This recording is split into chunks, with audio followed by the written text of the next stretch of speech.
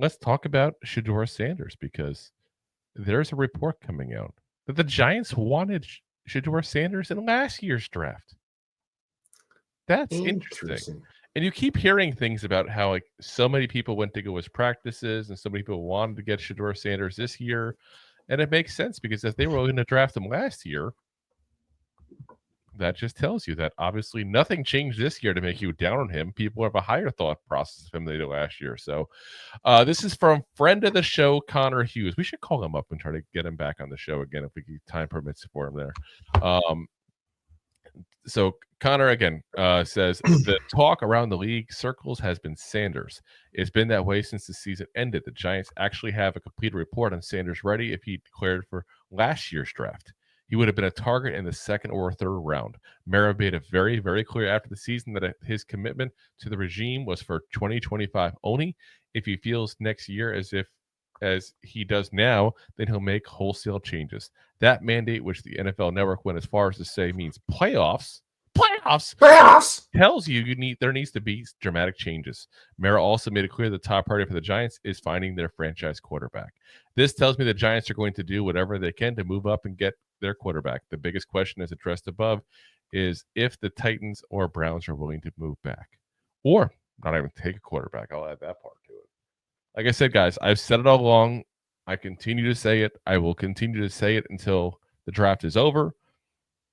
If you have a list, as Dion says he does, of teams that you will not let draft your son, you try to tell me any way, shape, or form that the Cleveland Browns are not going to be on that list. Because if that's the case, put down the crack pipe. The problem we run into is who's going to stop them from taking the Browns? I'm sorry, who's going to stop the Browns from taking them? Because I'm telling you right now, that's what's going to happen. Do you not think that the Sanders family as a whole would not be all over the place flipping out? Publicly flipping out. Now, Dion's already made it very clear he has no problem with Shedeur going to the Giants.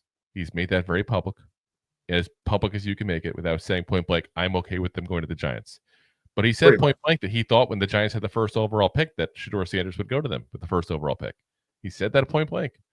Then he's also said nice things about Nashville and the Titans. So he's not opposed to that one, clearly. But you try to tell me that you don't have the Browns on that list. Oh, definitely.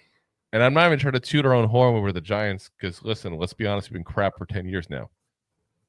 But he's made it very clear he's okay with it. I still think the Giants are going to get him. And it sounds like he is their guy. From everything you're seeing, reading, and all the rumors being spilt out there at that point. And it doesn't make sense for them to be spilling it unless somebody legit has news, because the Giants aren't going to say it publicly.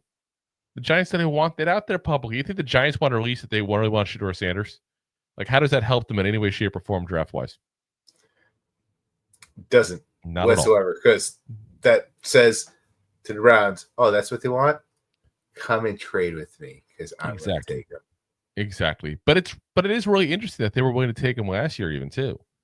I kind of like that if we do get him, because this is a guy that this staff has had confidence now for 2 years with.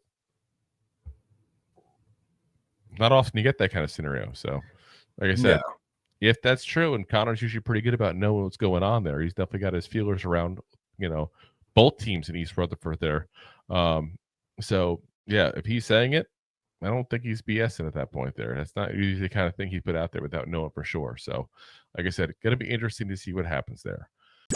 If you like that clip, then you will love the full episodes too. Find us on your favorite podcast app and look for us on all your favorite social media platforms. Thanks so much. Please, I'm begging you.